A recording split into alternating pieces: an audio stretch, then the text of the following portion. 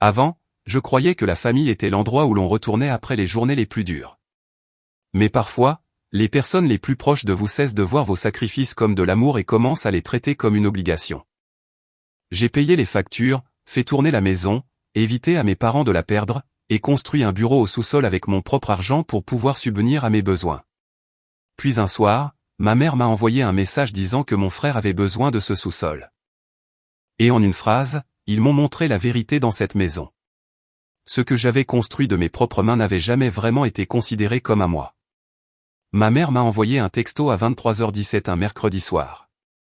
Alors que j'étais encore assise devant 2 écrans dans le sous-sol, je me souviens de l'heure exacte, non pas parce que je garde des traces sentimentales de soirées ordinaires, mais parce que mon téléphone a vibré au moment précis où j'ai trouvé une divergence de 47 000 $ dans un dossier client d'une valeur de plus de 2 millions. J'ai fixé le chiffre, puis j'ai baissé les yeux vers mon téléphone et j'ai lu la seule phrase de ma mère, « Evan a besoin du sous-sol. On peut se parler ?» Je l'ai lu 2 fois. Non pas parce que je ne la comprenais pas. Je la comprenais trop bien. Je connaissais la douceur de cette phrase. La façon dont elle essayait de déguiser une exigence sous les traits d'une conversation. J'ai retourné le téléphone face contre table, saisi quelques notes de plus dans le tableur, sauvegardé le fichier, et me suis assise en silence dans la pièce. J'avais passé 8 mois et dépensé plus de 22 000 $ pour transformer un espace de rangement humide dans le seul endroit de cette maison qui me semblait vraiment être le mien. Le sous-sol disposait d'une insonorisation, d'un éclairage calibré, d'un stockage client chiffré, d'une alimentation de secours, d'un long bureau en érable que j'avais conçu moi-même. Et de la chaise ergonomique que j'avais achetée après qu'un médecin m'a dit que ma colonne vertébrale payait le prix de mes années de travail dans de mauvaises conditions.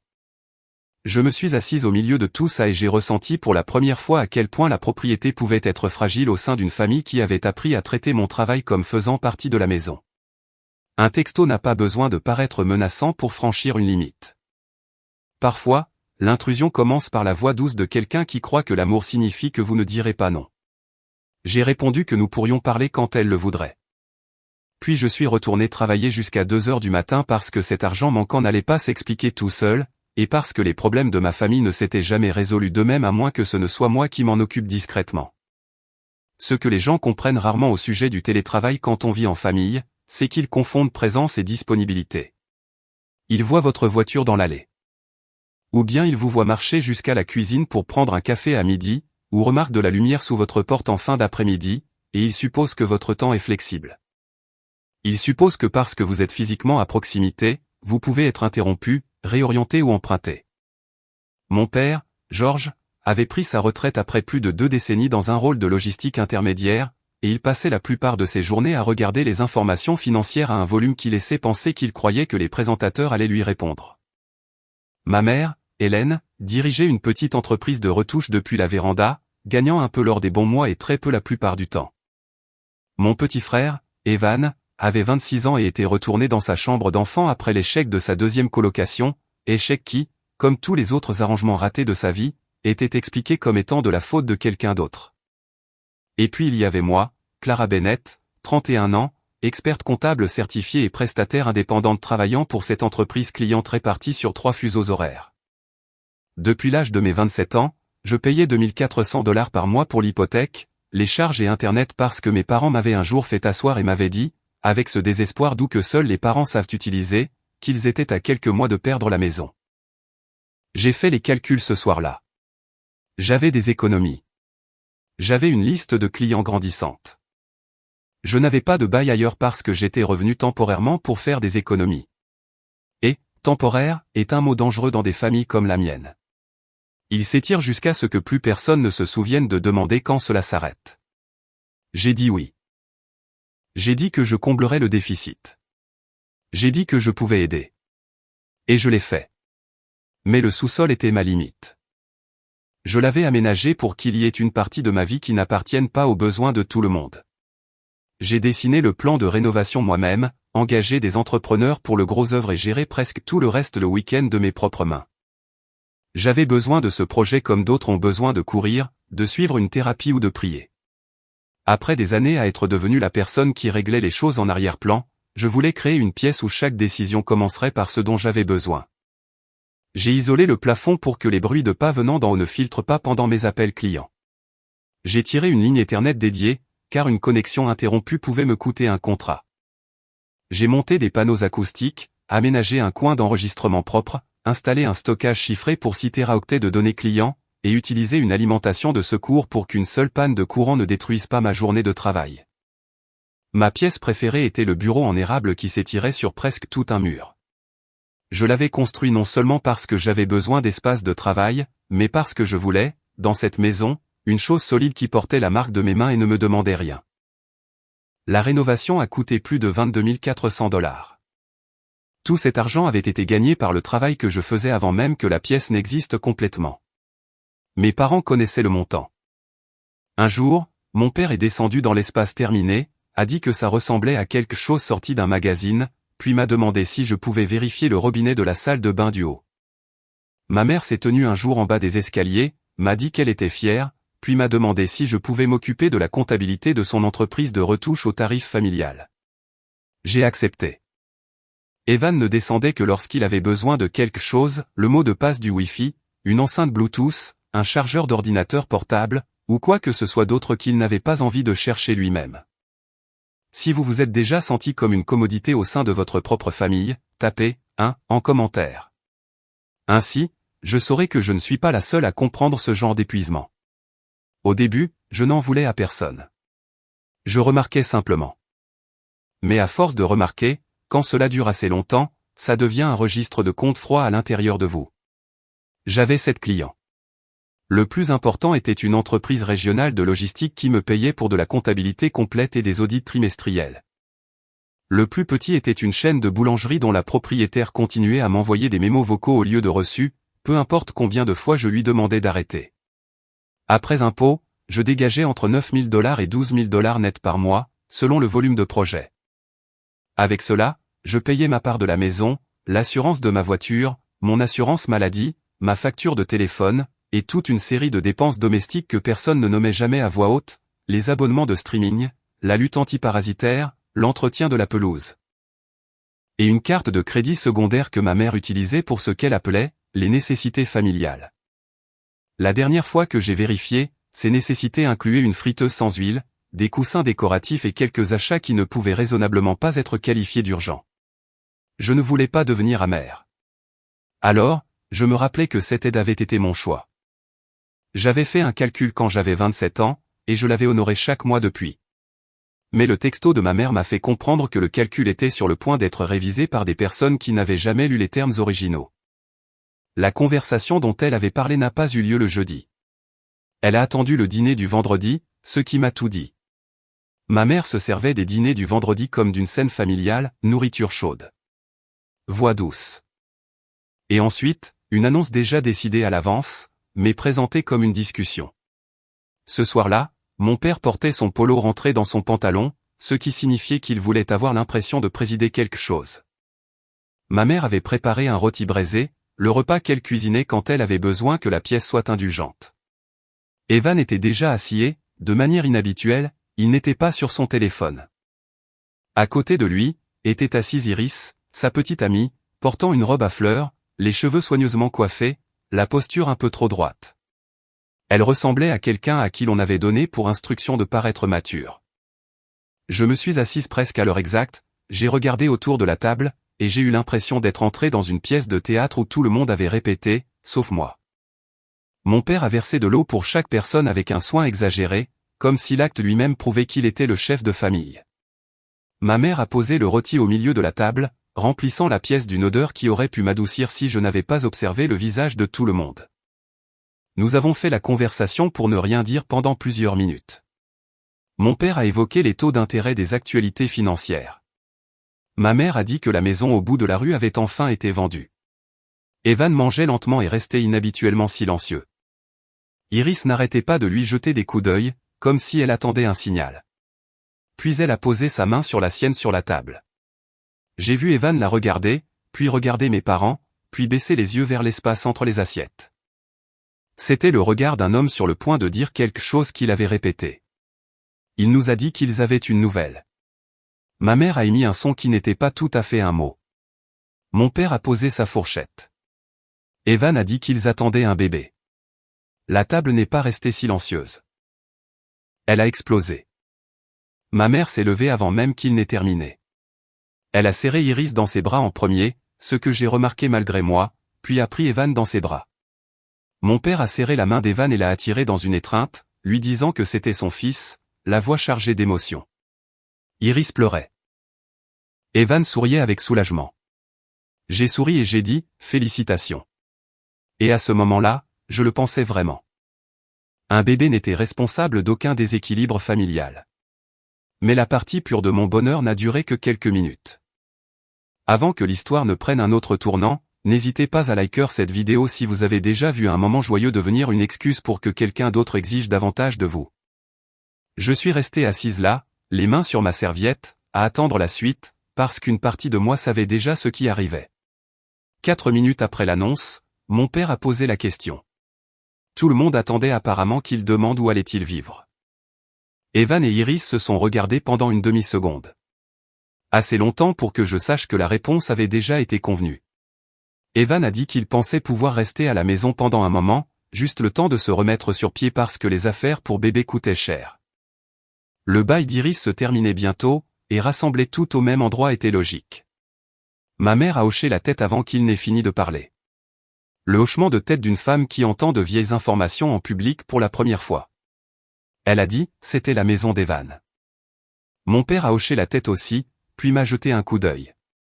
Ce n'était pas exactement une accusation, et ce n'était pas exactement une demande de permission.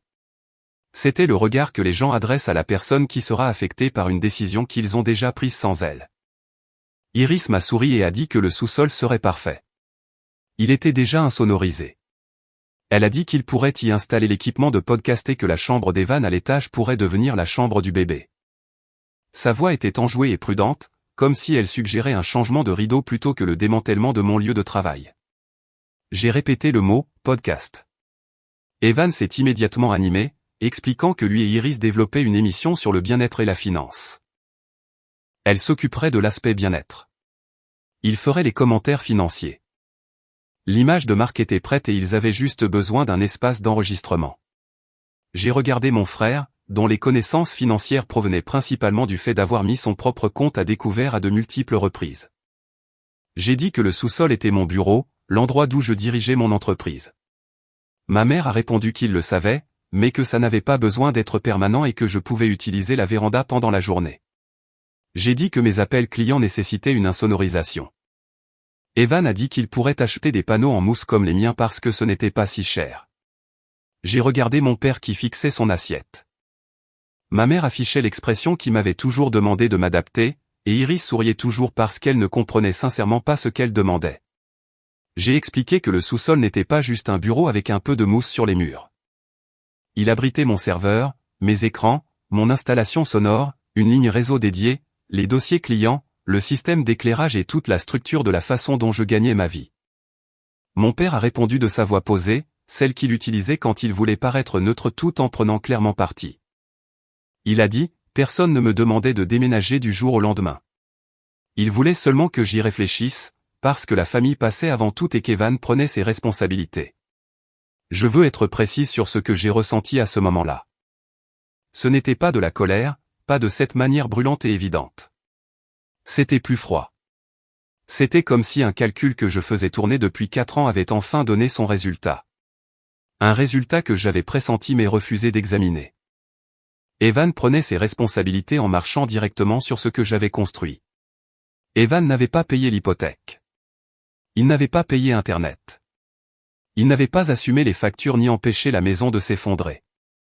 Il vivait dans son ancienne chambre, mangeait la nourriture de la cuisine, regardait des vidéos en streaming sur le réseau que je finançais. Et maintenant, tout le monde le voyait comme responsable parce qu'il allait avoir un enfant et avait une idée de podcast qui n'avait pas rapporté le moindre dollar. Pendant ce temps, moi, la personne qui faisait le travail, personne ne le voyait et j'étais censé réduire ma vie pour l'adapter à ses nouveaux besoins. J'ai posé ma fourchette et j'ai dit, d'accord. La table est devenue silencieuse. Ma mère a eu l'air à la fois soulagée et méfiante, car elle savait que ce ton ne signifiait pas une capitulation. J'ai dit que j'aurais besoin de quelques semaines pour gérer la logistique. Mon père a souri, comme si le plus dur était passé. Iris m'a touché la main, les yeux humides, et m'a remercié en disant que ça représentait tout pour eux. Le pire, c'est qu'elle le pensait vraiment. L'inconscience sincère peut blesser plus que le calcul. J'ai fini le dîner poliment, sans faire de scène, mais à l'intérieur de moi, une porte s'était fermée. Après le dîner, je suis redescendu au sous-sol et je me suis assise dans ma chaise coûteuse, sous les lumières que j'avais calibrées moi-même. J'ai ouvert mon ordinateur portable, mais pas un dossier client. J'ai créé un nouveau document et je l'ai intitulé « Transition ». La première liste que j'ai faite n'était pas ce qu'il fallait emballer, c'était ce qu'il fallait annuler. Je n'ai pas pleuré. Je n'ai pas éteint les lumières pour m'apitoyer sur mon sort. J'avais travaillé assez longtemps dans la comptabilité pour savoir que lorsqu'un système devient injuste, on ne discute pas indéfiniment avec. On coupe les flux de trésorerie, on transfère les actifs, on documente les responsabilités et on quitte le bilan. Le premier endroit auquel j'ai pensé était un immeuble en centre-ville que je surveillais discrètement depuis 8 mois. Je connaissais le plan de l'appartement d'angle au 11e étage aussi bien que mes propres tarifs de facturation. Le bâtiment avait autrefois été un espace commercial, donc la construction en béton était naturellement silencieuse, et chaque unité disposait d'un accès à la fibre dédiée. J'ai rempli le dossier de candidature en un peu plus de 20 minutes, car je l'avais déjà complété dans ma tête un nombre incalculable de fois. Ensuite, je me suis occupé d'Internet. Le compte fibre était un forfait professionnel à mon nom. 340 $ par mois qui supportait mes appels clients, mon serveur, les jeux en ligne d'Evan, les tutoriels de ma mère et l'habitude de mon père de regarder plusieurs chaînes financières en streaming en même temps. Je me suis connecté et je l'ai rétrogradé vers un forfait résidentiel de base. Prenant effet dans un mois, ce serait suffisant pour une maison où personne ne travaillait. Sérieusement, 4 services de streaming ont été annulés. La lutte antiparasitaire, l'entretien de la pelouse et la carte secondaire de ma mère ont été supprimés de mes comptes un par un. Si vous ne vous êtes pas encore abonné à la chaîne, abonnez-vous maintenant pour suivre la suite de cette histoire, car parfois, la réponse la plus forte n'est pas de crier. Parfois, c'est de reprendre discrètement ce que les autres ont pris pour acquis et gratuit. J'aimais toujours ma famille, mais l'amour ne signifiait pas que je devais continuer à financer leur refus de devenir responsable. Avant de clôturer la carte secondaire de ma mère, j'ai passé en revue les transactions récentes. Non pas parce que j'avais des doutes, mais parce que je voulais me rappeler que je n'avais pas inventé mon épuisement. Ces derniers mois, les nécessités familiales avaient inclus de la décoration d'intérieur, des visites au spa, des bougies, et quelques autres achats qui m'ont fait rire d'un rire sec, larmoyant et sans joie. Ce n'étaient pas des montants dévastateurs par rapport à mes revenus. Là n'était pas la question. Chaque petit achat reposait sur la supposition que je ne poserais pas de questions. J'ai déclaré la carte perdue, fermé l'accès, et je suis passé au bail du bureau. Il y avait un immeuble de studio à quelques rues de mon nouvel appartement, un entrepôt reconverti avec des suites privées insonorisées, de hauts plafonds, une alimentation électrique appropriée et une connexion Ethernet intégrée dans les murs. Je l'avais visité en ligne 6 mois plus tôt avec ce genre de curiosité qui était en fait de la planification. Un peu après 1 heure du matin, j'ai envoyé un email à la responsable des locations pour lui demander si la suite d'angle du 2e étage était toujours disponible et si je pouvais la voir dans la semaine. Au matin, elle m'a répondu oui aux 2 questions. 4 jours plus tard, j'ai signé le bail. Je n'ai rien dit à personne à la maison. Quand ma mère a posé la question, j'ai répondu que j'étudiais des options de stockage et que je travaillais sur un calendrier. Elle m'a dit que j'étais très mature et m'a tendu une part de gâteau au café. Je l'ai mangé, j'ai souri et j'ai dit qu'il était délicieux. 2 semaines après le dîner, j'ai engagé des déménageurs pour un samedi matin où mes parents avaient prévu de déjeuner avec des voisins, et où Evan et Iris étaient à un rendez-vous prénatal. Les déménageurs sont arrivés à 9 h et ont fini avant 13 h. Le serveur, les écrans, la chaise, l'équipement, les dossiers, les panneaux acoustiques, que j'avais retirés moi-même la veille au soir, et le bureau en érable démonté en pièces. Tout a quitté le sous-sol. J'ai laissé les bandes LED car les enlever aurait endommagé le mur. J'ai laissé la prise Ethernet car elle faisait partie de la structure. Je n'ai rien vandalisé. J'ai nettoyé, passé l'aspirateur, essuyé les étagères et laissé les clés sur le comptoir de la cuisine avec un mot, c'est tout à vous. Bonne chance avec le podcast. Je n'ai pas dit au revoir parce qu'il n'y avait personne à la maison pour l'entendre. J'ai conduit jusqu'à mon nouvel appartement au 11e étage, je me suis tenu près de la fenêtre et j'ai regardé la ligne d'horizon tout en essayant de nommer le sentiment dans ma poitrine. Ce n'était pas exactement du bonheur. C'était la légèreté de quelqu'un qui a porté quelque chose de lourd pendant trop longtemps et l'a enfin posé. Non pas parce qu'on le lui avait pris, mais parce qu'elle avait choisi de s'en libérer. Sur le trajet, mon téléphone a affiché un rappel de calendrier que j'avais programmé plus tôt, depuis une partie silencieuse de mon esprit qui, apparemment, savait que cela allait arriver. Tu allais toujours finir par partir. Tu attendais juste une raison suffisamment bonne pour croire que tu en avais le droit. La première semaine après mon déménagement a été calme. Les changements majeurs sont souvent calmes. Personne ne comprend immédiatement le prix d'une nouvelle normalité. J'observais, pas de manière obsessionnelle, mais j'avais grandi dans cette maison et je connaissais ses rythmes. Evan a posté une vidéo 4 jours après mon départ. Iris a identifié le lieu de la maison et l'algorithme me l'a poussé sous les yeux. La vidéo était verticale et tremblante. Présentation du nouveau studio. Dans le cadre, j'ai vu une table pliante, un microphone USB encore dans sa boîte, une lumière circulaire légèrement inclinée et un pouf qui avait l'air de provenir d'une braderie de résidence étudiante.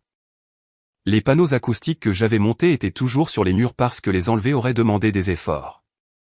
La prise Ethernet était visible derrière lui. Mais Evan n'y avait rien branché. La ligne professionnelle qui alimentait autrefois ce port était maintenant liée au forfait résidentiel de base que j'avais rétrogradé. Je savais que c'était suffisant pour un appel vidéo normal, mais pas assez pour télécharger des images brutes et enregistrer un podcast en même temps. Evan ne le savait pas encore. La vidéo a eu une poignée de vues.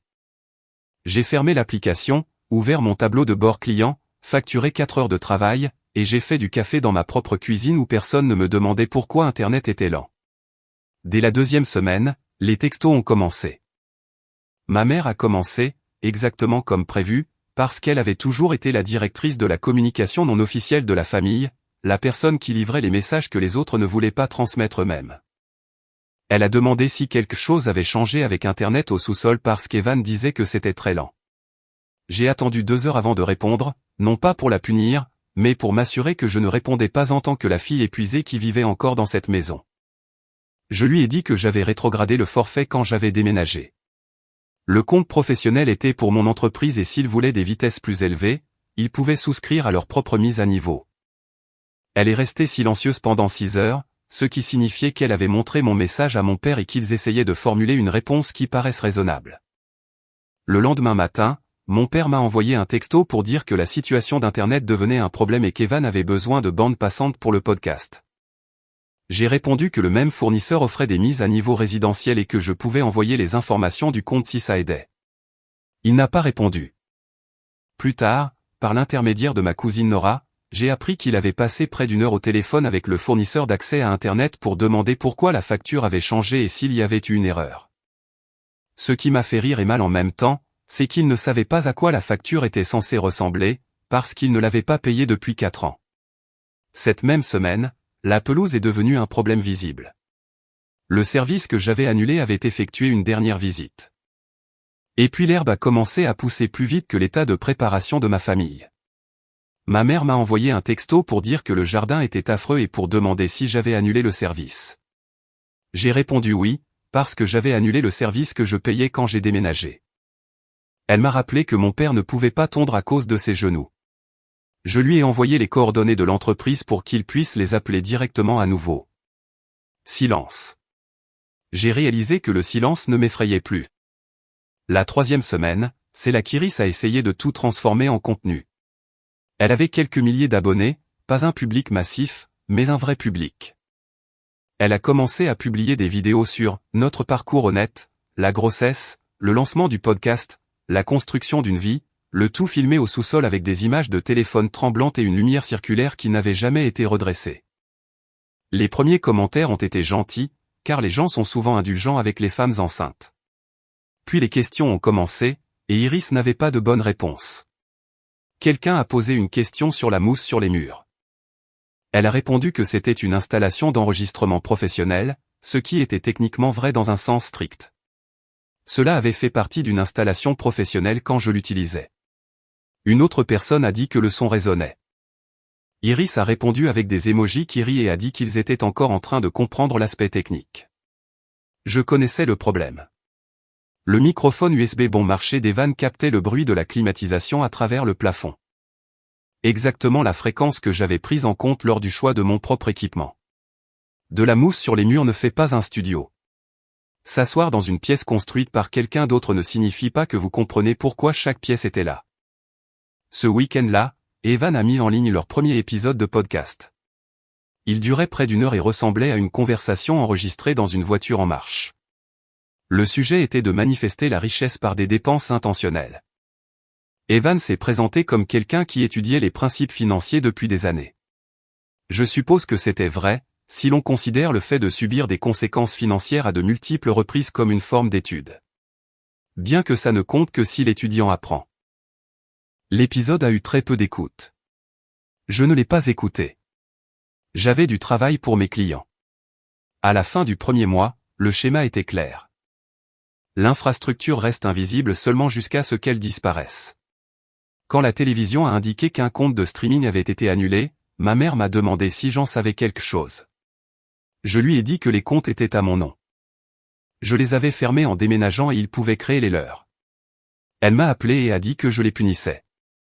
Je lui ai dit que j'avais déménagé. J'avais emporté mes comptes avec moi. Ce n'est pas une punition.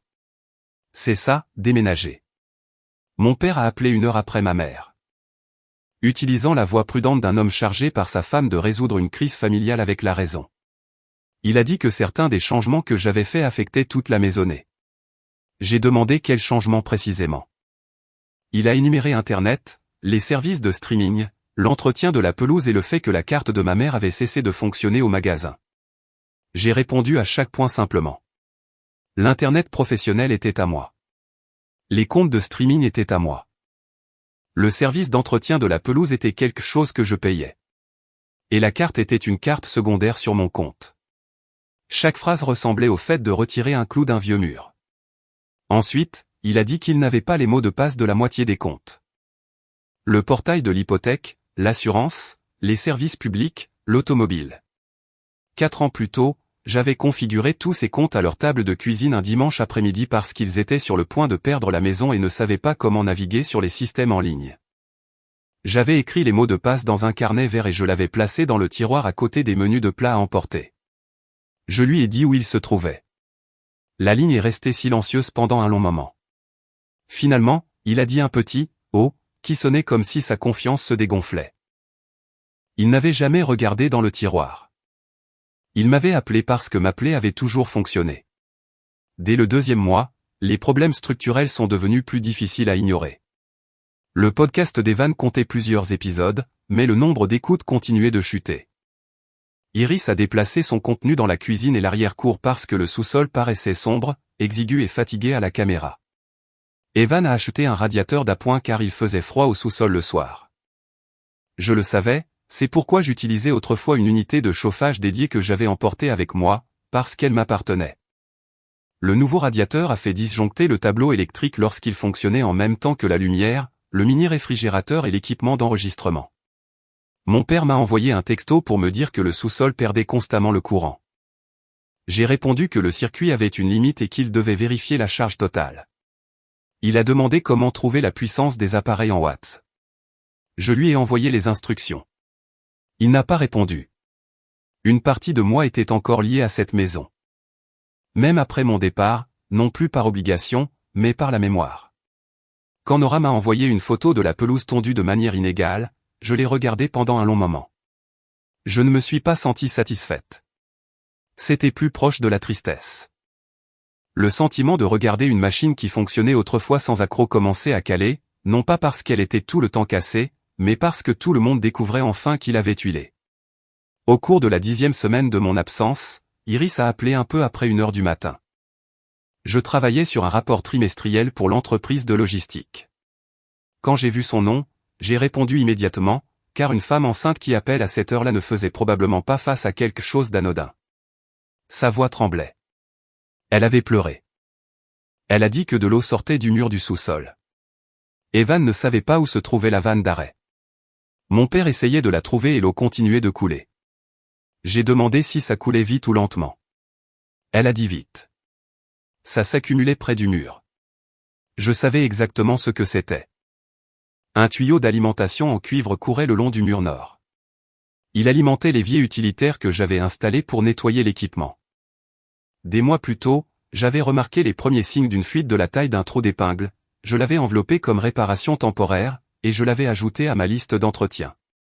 Ensuite, le travail, la famille et tout le reste ont continué à avancer. J'avais emporté la liste avec moi quand je suis parti. Le ruban adhésif avait apparemment perdu patience. Je lui ai dit de monter dans la buanderie, d'ouvrir le panneau gris sur le mur, de trouver la vanne à poignée rouge derrière, et de la tourner dans le sens des aiguilles d'une montre jusqu'à ce qu'elle s'arrête. J'ai écouté les bruits de pas, de portes et d'une respiration précipitée. Elle l'a fait. L'eau s'est arrêtée. Je lui ai dit d'appeler un plombier le matin et de préciser que c'était le tuyau d'alimentation derrière le mur nord. Elle est devenue silencieuse, puis s'est excusée. Je lui ai dit que c'était bon et d'aller dormir. Après l'appel, je suis resté assise quelques secondes avec le téléphone à la main, puis je suis retourné à mon rapport. J'ai aidé parce que c'était une urgence, mais je ne suis pas revenu pour reprendre mon ancien rôle. 3 jours plus tard, Nora m'a dit que le plombier avait coûté $840, incluant la réparation du tuyau et la retouche de la cloison sèche. Mon père avait payé depuis un compte d'épargne du foyer dont j'ignorais l'existence. Cette information a réarrangé certaines parties des 4 années précédentes dans mon esprit. J'ai choisi de ne pas creuser trop profondément à ce moment-là, car certaines vérités, si on les fixe trop longtemps, transforment la tristesse en une sorte de colère difficile à contrôler. Quelques jours plus tard, ma mère m'a envoyé un texto pour me demander si nous pouvions nous voir et discuter. Elle a utilisé le mot « ensemble » d'une manière qui rendait clair qu'elle parlait de la famille. Elle a suggéré la maison. J'ai répondu que je les retrouverais au café de la rue Marlot, à mi-chemin entre leur maison et mon appartement, un endroit suffisamment public pour que personne ne puisse trop élever la voix. Quand je suis arrivé, mon père, ma mère et Evan étaient déjà assis dans le coin au fond. Il y avait 3 cafés sur la table. Aucun d'eux n'était pour moi. C'était peut-être un oubli ou un message. J'ai décidé de ne pas m'en soucier. J'ai commandé ma propre boisson et me suis assise en face d'eux. Mon père avait l'air d'avoir mal dormi depuis des semaines. Ma mère avait les mains croisées sur la table, comme si elle avait préparé une déclaration d'ouverture. Evan baissait les yeux, dénué de la fierté désinvolte qu'il affichait la nuit où il avait annoncé l'arrivée du bébé. Il avait l'air fatigué, de cette manière spécifique dont ont l'air les gens lorsque la réalité pose des questions auxquelles ils ne se sont pas préparés à répondre. Iris n'était pas là parce qu'elle avait un rendez-vous prénatal. Ma mère m'a remercié d'être venue. Mon père s'est raclé la gorge, essayant de rassembler sa voix raisonnable. Il a dit qu'il comprenait que j'avais été blessé et que certains des changements que j'avais faits en déménageant étaient probablement une réaction au fait de ne pas me sentir apprécié. Je l'ai interrompu doucement mais clairement. Je ne réagissais pas. J'ai déménagé. J'ai emporté mes affaires, mes comptes et mes responsabilités avec moi. C'est ce que signifie déménager. Mon père a dit qu'ils avaient des difficultés cette fois-ci. Sa voix était différente. Ce n'était pas entièrement la voix de la négociation. Quelque chose de réel se cachait en dessous. Quelque chose de plus frêle, quelque chose que j'entendais rarement de la part d'un homme qui croyait qu'admettre une difficulté était presque synonyme de capitulation. Ma mère a dit que la réparation de plomberie avait coûté cher. Chauffer le sous-sol coûtait plus cher que prévu. Le travail d'Evan n'était qu'à temps partiel. Les revenus d'Iris étaient irréguliers, et le bébé arrivait bientôt. Puis elle s'est arrêtée, les yeux humides, et a dit qu'ils avaient besoin que je rentre à la maison. Je l'ai regardé pendant un long moment. J'avais connu ce visage toute ma vie et je pouvais en reconnaître toutes les versions. Le visage déçu utilisé pour faire pression, le visage doux utilisé pour négocier, le visage véritablement effrayé qui apparaissait lorsque la comédie n'était plus possible. C'était de la peur. Elle avait construit son sentiment de sécurité sur une fondation qu'elle croyait être la famille, alors qu'en réalité, c'était moi. Je lui ai dit que je ne reviendrais pas durement, mais sans laisser de porte ouverte. J'ai dit qu'il devait m'écouter. Pendant 4 ans, j'avais payé $2400 par mois, géré le portail de l'hypothèque, l'assurance, les factures, les services de paiement automatique, les dossiers, les urgences et tous les systèmes invisibles qui permettaient à la maison de fonctionner. Je l'avais fait parce que, quand j'avais 27 ans, ils avaient besoin d'aide et j'étais en mesure d'aider. Je ne regrettais pas d'avoir aidé. Mais l'aide n'était pas censée devenir un contrat à vie. Quelque part au cours de ces 4 années, ce que je donnais volontairement est devenu quelque chose qu'ils attendaient automatiquement. Et quand j'ai eu une seule chose à moi, une pièce, un espace, 4 murs que j'avais payés et construits moi-même, la supposition de la famille était encore que cela pouvait être réassigné, réaménagé ou donné à quelqu'un d'autre, parce que mes besoins avaient toujours été les plus négociables. Je leur ai dit qu'ils ne me l'avaient pas demandé. Ils avaient mis en scène un dîner, présenté une décision toute faite et attendu que je m'adapte à eux, comme d'habitude. J'étais devenu l'accommodation incarnée en une fille. Je ne voulais plus vivre de cette façon. Ma mère a rapidement dit que si je revenais, tout serait différent. Evan et Iris pourraient trouver un autre espace pour leur studio. Je pourrais récupérer le sous-sol. Elle a dit que la maison avait besoin de moi. Je lui ai dit que la maison n'avait pas besoin de moi. Elle avait besoin de quelqu'un qui fasse attention aux tuyaux, aux disjoncteurs, au portail de l'hypothèque, à la pelouse, aux factures, et à toutes les tâches qui ne s'accomplissaient pas toutes seules.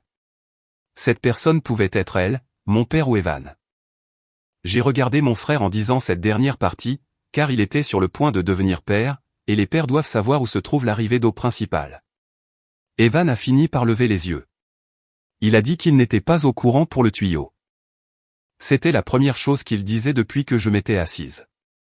J'ai hoché la tête et lui ai dit que je le savais. Personne ne lui avait dit.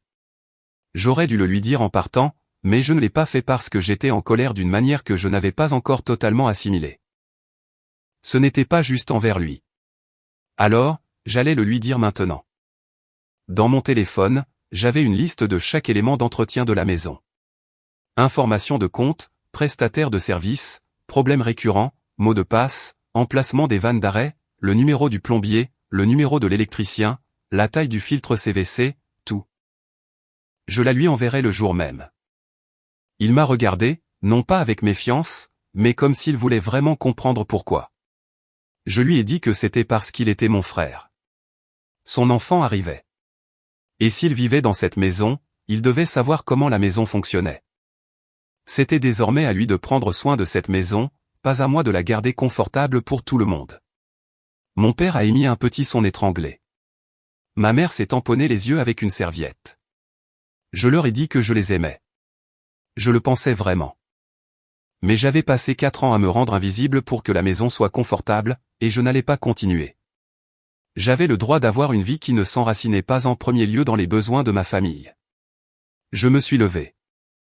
J'ai posé l'argent pour mon café et un pourboire sur la table, et je leur ai dit de m'envoyer un texto quand le bébé arriverait. Je viendrai les voir, j'apporterai de la nourriture, et j'aiderai d'une manière que j'aurais vraiment choisie. Mais je viendrai de mon appartement au 11e étage où je vivais désormais. Je suis sorti du café dans un air assez froid pour voir mon souffle. Le ciel était gris et plat, la ville bruyante autour de moi, et je suis resté immobile quelques secondes juste pour ressentir que je n'avais pas à retourner à cette table et à réparer quoi que ce soit. Dans ma voiture. Avant de démarrer le moteur, j'ai ouvert mon téléphone et j'ai envoyé à Evan la liste partagée, 43 éléments, les comptes de service public, l'entretien saisonnier, le mot de passe du portail de l'hypothèque, le numéro direct de l'agent d'assurance, le plombier.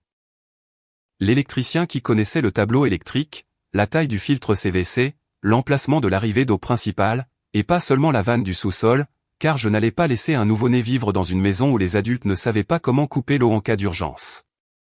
Je l'ai envoyé sous forme de notes partagées pour qu'Evan puisse y ajouter des choses, la mettre à jour et se l'approprier. Puis je suis rentré en voiture à mon appartement. L'entreprise de logistique avait envoyé une demande de révision pour le rapport trimestriel. Je l'ai corrigé en 2 heures et j'ai facturé ce temps avec précision. Cet après-midi-là, ma banque m'a notifié qu'une provision client de plus de $18 000 était arrivée. J'avais renégocié ce contrat 2 semaines plus tôt. Après avoir repoussé la conversation pendant des mois parce que mon énergie avait été engloutie par des disjoncteurs, des pelouses, des comptes ménagers et les sentiments des autres, j'ai regardé le chiffre un instant, non pas pour m'en vanter auprès de quiconque, mais pour reconnaître que lorsque j'ai arrêté de gérer la dépendance de ma famille, j'ai enfin eu de l'espace pour gérer mon propre avenir. Evan m'a envoyé un texto plus tard pour dire qu'il ne connaissait pas la moitié des choses sur la liste et qu'il était sincèrement désolé. J'ai répondu que je le savais et je lui ai dit de s'en occuper. Ce n'était pas un transfert de fardeau amer. C'était la vérité. Dans chaque famille, il arrive un moment où la personne qui a tout fait doit poser le carnet. Non pas parce qu'elle a cessé d'aimer qui que ce soit, mais parce que si elle continue à le porter, personne d'autre n'apprendra jamais à se tenir debout. 5 semaines plus tard, le bébé est né. Une fille. Evan a envoyé une photo avant l'aube, le visage rouge, ridé, furieuse contre le monde, et incroyablement petite. Ils l'ont appelée Rose. J'ai conduit jusqu'à l'hôpital cet après-midi-là avec de la nourriture thaïlandaise du restaurant près de mon appartement, parce que je me souvenais qu'Iris avait dit un jour qu'elle adorait ça. C'est la différence entre aider et être utilisé, quand je le choisis librement. Je me souviens encore des petites choses. Je suis resté pendant 2 heures. J'ai tenu Rose et j'ai senti sa chaleur dans mes bras et cette douce odeur de nouveau-né, de quelqu'un qui n'est pas encore compliqué par la vie. Iris avait l'air épuisée et heureuse. Evan regardait sa fille avec de la peur et de la fierté entremêlées. Et pendant un instant, je n'ai plus seulement vu le frère irresponsable de mes souvenirs. J'ai vu un homme se tenant au bord d'une véritable responsabilité. Ma mère m'a serré dans ses bras plus longtemps que d'habitude lorsqu'elle m'a enlacé. Mon père m'a attiré contre lui et a dit doucement qu'il était désolé. Je lui ai dit que je le savais, et j'en suis resté là. Toutes les excuses ne doivent pas être disséquées immédiatement. Certaines, si elles sont sincères, peuvent simplement être placées entre 2 personnes comme une pierre, marquant la route. Je suis rentré chez moi avec les fenêtres baissées et j'ai laissé le vent jouer dans mes cheveux. Ce soir-là, j'ai préparé mon dîner, je me suis assise à ma propre table et j'ai regardé ma propre ligne d'horizon. Les seuls bruits dans l'appartement étaient ceux de la ville et de mon serveur qui tournait dans le coin. Personne n'avait besoin d'un mot de passe.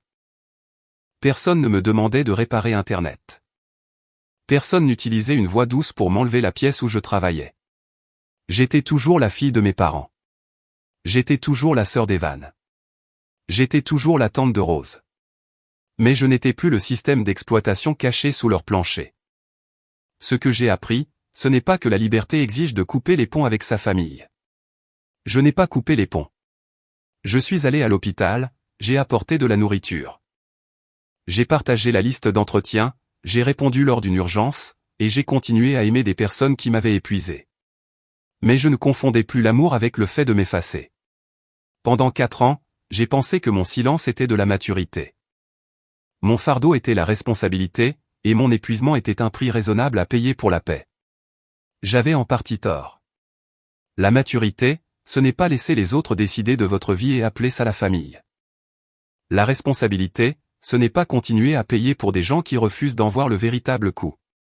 La paix, ce n'est pas transformer vos propres besoins en meubles qui peuvent être déplacés chaque fois que quelqu'un d'autre veut la pièce. Le sous-sol n'avait jamais été qu'une simple pièce. C'était la preuve que j'avais essayé de créer une limite dans un endroit où toutes mes limites avaient été brouillées.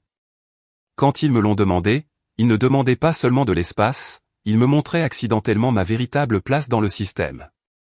La personne ajustable, la personne déplaçable, la personne utile. Tant que je restais silencieuse. Alors, je suis parti. Je ne suis pas parti parce que j'avais cessé de les aimer. Je suis parti parce que je m'aimais enfin moi aussi, depuis mon appartement au 11e étage. J'ai laissé ma famille entendre les factures, les disjoncteurs sauter, l'herbe qui pousse, et toutes les responsabilités que j'avais autrefois gardées silencieuses pour eux. Vous pouvez aimer les gens tout en arrêtant de financer la version d'eux-mêmes qui ne fonctionne que lorsque vous payez avec votre argent, votre travail, votre temps et votre amour-propre. Merci d'avoir regardé jusqu'à la fin. Si cette histoire vous a touché, n'hésitez pas à laisser un j'aime, à vous abonner à la chaîne, et rappelez-vous que parfois, la forme d'amour la plus honnête est de sortir d'un rôle que personne ne vous a jamais demandé si vous vouliez porter. D'accord.